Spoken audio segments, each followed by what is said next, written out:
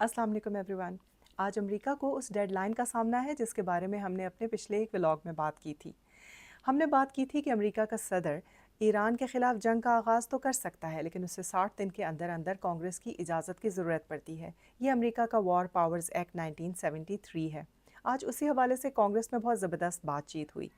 तो असूलन Donald Trump को कांग्रेस से इजाज़त लेनी थी कि वे जंग को जारी रख सकते हैं या नहीं, और अगर उन्हें इजाज़त ना मिलती तो उन्हें 30 दिन मिलते कि वो जल्द अज जल्द अपनी जंग समेट लें और फ़ौजें वापस बुला लें।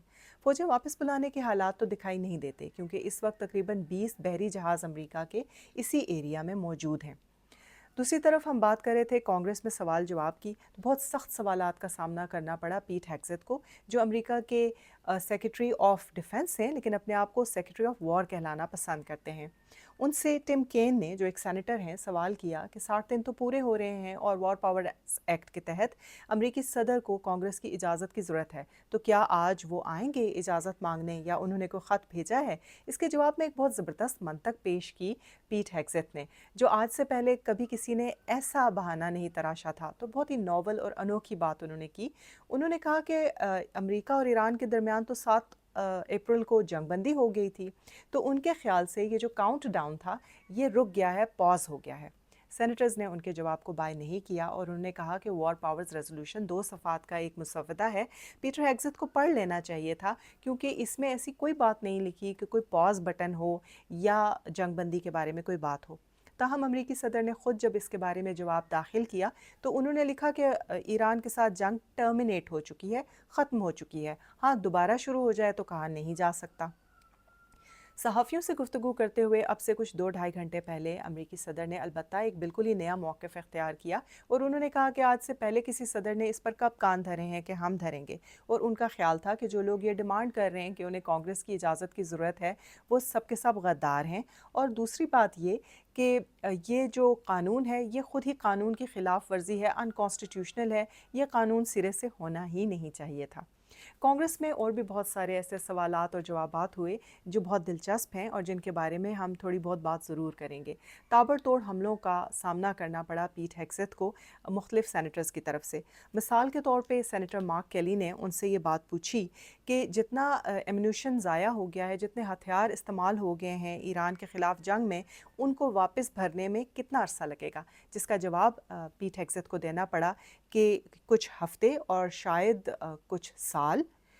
कुछ साल का सुनकर सेनेटर ने बहुत गुस्से का इज़हार किया और उन्होंने कहा कि एक ऐसी जंग के लिए जो हम डिसाइसिव तौर पर जीते भी नहीं हैं, कई साल लग सकते हैं उस असले को दोबारा भरने के लिए। ब्लूमेंथल नाम के एक और सेनेटर ने उनसे ये पूछा कि आप छाती पीट पीट कर फ़तह के जश्न तो मना रहे हैं, लेकिन असल बात तो ये है कि नैरेटिव की जंग आप बुरी तरह हार गए हैं और कोई डिसाइसिव विक्ट्री नहीं हो सकी। जो ऑब्जेक्टिव्स आपने पेश किए थे कि आप हासिल कर लेंगे, उनमें से तो कोई भी हासिल नहीं हो सका।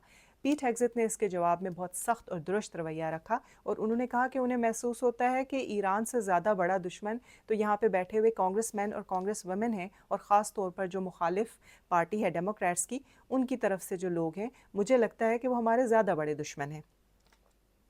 इस तरह के मुख्तलिफ सवालात का सख्त जवाब देते देते वो काफ़ी घबरा गए थे।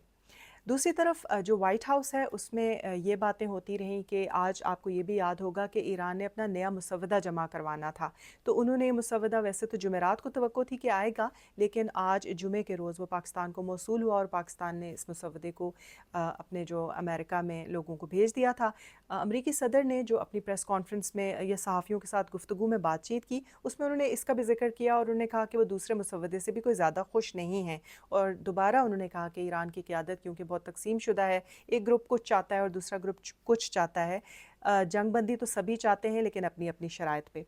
एक और ख़ास बात यह है जो इस बारे में ज़्यादा से ज़्यादा पता चल सकी, वो ये थी कि मुसवदे में लिखा गया था कि एक ही वक्त पर दोनों फ़रीक़ैन अपनी अपनी नाकाबंदी को उठा लेते हैं, स्ट्रेट ऑफ हॉर्मुज़ पर से ईरान और बहीरा अरब पर से अमरीका। लेकिन इसको भी बज़ाहिर मुस्तरद कर दिया है अमरीकी सदर डोनाल्ड ट्रंप ने। आज उन्हें जंग के बारे में मुख्तलिफ जो ऑप्शंस हैं उनसे आगाह किया गया। उन्हें बताया गया कि जो सेंटकॉम है वो स्ट्रेट ऑफ हॉर्मुज़ के करीब एक चाहते हैं कि उन्हें हाइपरसोनिक मिज़ाइल भेजे जाएँ। ये एक ख़ास बात थी क्योंकि हाइपरसोनिक मिज़ाइल جبکہ امریکی صدر یہ چاہتے ہیں کہ جنگ اسکلیٹ نہ ہو۔ آج بھی صحافیوں سے گفتگو کرتے ہوئے انہوں نے یہی کہا کہ میں چاہتا یہ ہوں کہ جنگ کرنے کی نوبت نہ آئے، ویسے بھی ہم جیت چکے ہیں اور یہ جیت بہت بڑی ہے، لیکن میں اس کو کئی ٹائمز بڑا کرنا چاہتا ہوں۔ دوسرے آپشنز جو ڈسکس ہوئے ان میں یہی تھا کہ دوبارہ ایک زبردست اور شارٹ سکیل تھوڑے عرصے کے لیے مگر زبردست طریقے سے ایران پر حملہ کیا جائے، اور یہ کہ خارگ آئلینڈ پر قبضہ کیا جائے اور زمینی فوج بھیجی جائے۔